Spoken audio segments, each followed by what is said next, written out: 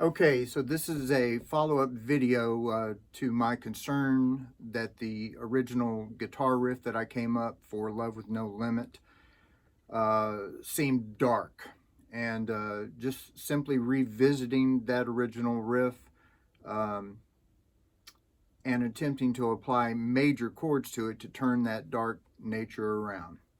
Okay, so first of all, why do I think it sounds dark? Or sad, and it's basically because of a minor chord. So let's just look at that original riff quickly.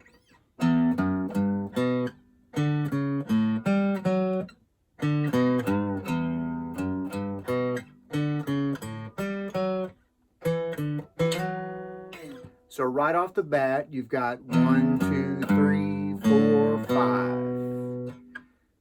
2, 3, 4, 5. And in that riff, you've got an E, the third of G, and the fifth of B. Well, inherently, those notes constitute the E minor chord triad. Here's your E, here's your B, and here's that G. So right off the bat, you've got an E minor triad.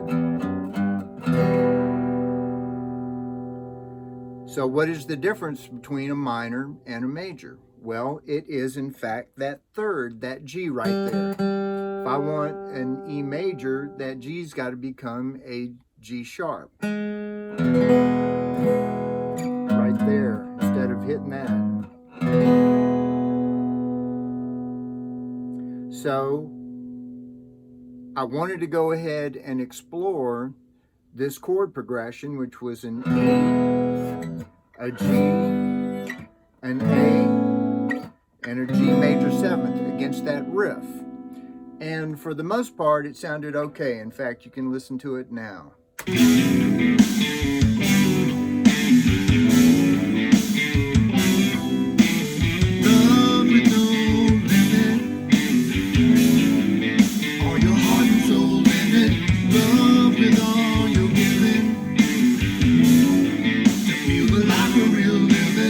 Okay, it doesn't sound too bad, but when you isolate this E major chord and you play that riff, I'm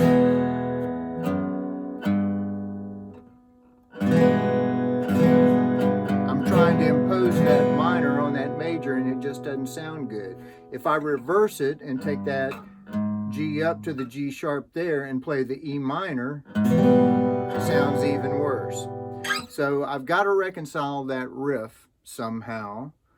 And my initial thoughts were to just add that G sharp in, which would be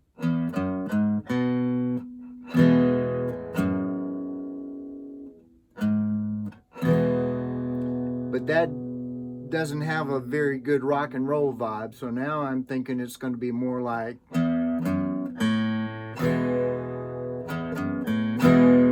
which is just going straight to the A. So it'll be, I can still keep that because the D is the flat seventh, C sharp's in there, and the A's in there.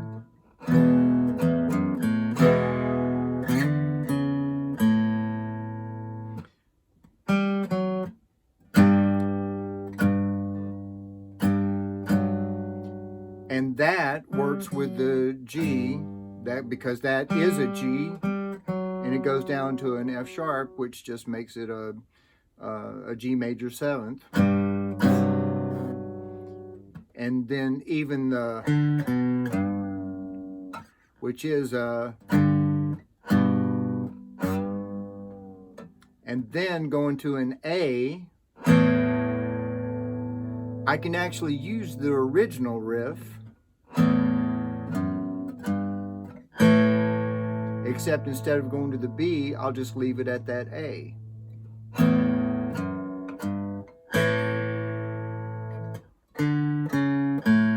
Now going to the C though, instead of going, I'm going to reverse that so that I end up on the fifth of that C. Now, there's still a little dissonance going on here when I go, but it's kind of cool. It still allows a walk up, and all I'm really doing is adding that diminished fifth in there, but resolving it quickly. Technically, what happens is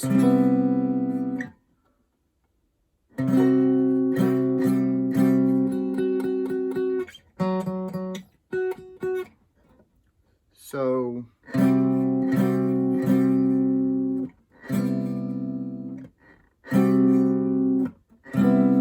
that's a cool little quick. It adds some dissonance, but resolves quickly.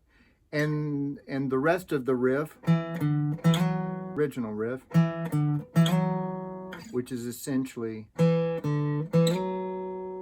so chord structure in context with a chord would be, and again, you'll have that little bit of dissonance, but then you go right back to the E.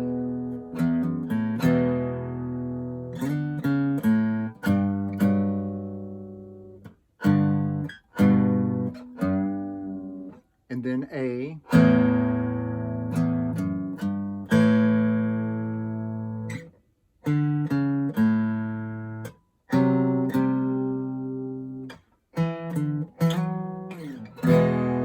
So I'm going to adjust that riff to be more harmonious with the chords.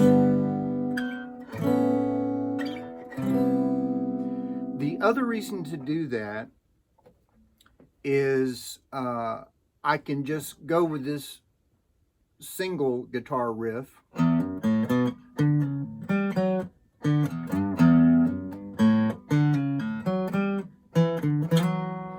But as I get into the second and the third choruses of the song, I can add a second guitar and start harmonizing with it. So as I go, I can add a second guitar that goes, or something like that, which would together would sound.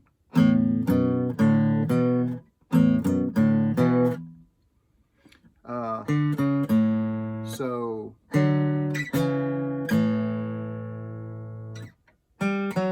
and I'll have to figure out the rest of that, but you can kind of see that as you add that second guitar in and start harmonizing with that original riff, it'll add more depth to that actual chord structure, and it will build the dynamic of the song as I move on. Now that really only addresses the first half of that original riff, because it, as the chorus goes on to love in every moment, every day, I had written down with a smile and say, love, love, love with no limit. And after some consideration, there's lots of truth in that, and but it just sounds a little Brady Bunch or Disney to me. So I've played around with some words, and I believe what I want to go with now is love in every moment, every day, and you'll find the way. And again, if you'll remember, I wanted to kind of maintain that that triplet feel on those last three syllables, because it just kind of sounded cool. And in doing that, I also wanted to modify the chord structure. So we were doing love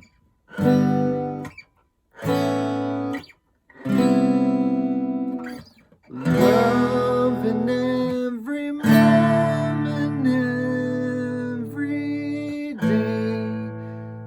But I want to go more quickly. I want to go love in every moment, every day,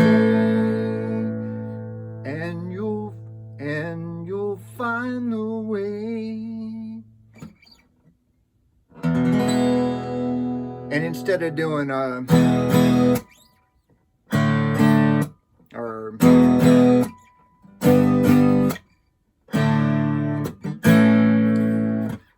that rhythm just sounds a little too 80s for me. And I want to carry that, not only the rhythm of And You'll Find the Way Forward, but maybe even maintain that rhyming scheme.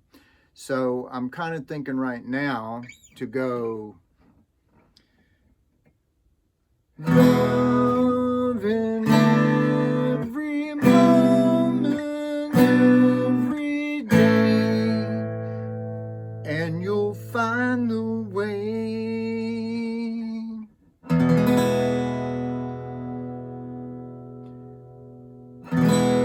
Where you embrace a love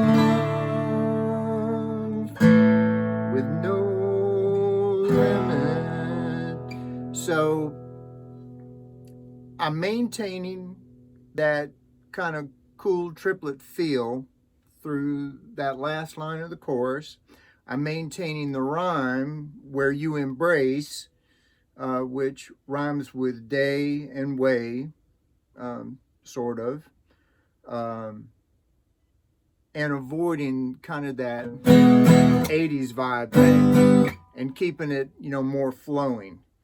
The other thing is that, again, along the same lines as building that dynamic with the riff as I go into successive courses, I want to keep it low on that first chorus, and then as I get to the second chorus, maybe go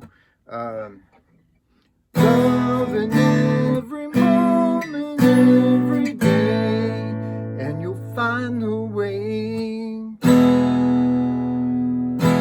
where you embrace a love with no limit. So I'll take it up, and of course the harmonies will change, and that will further build the dynamic. So that's what's in my head right now. That's what I've been working on, and that's why I'm kind of moving along this course. So I hope that's kind of a good wrap up. Hope it was educational in some way, and I'm coming up to my 15 minutes. So I'll sign off now and check in with you later. Thanks for listening.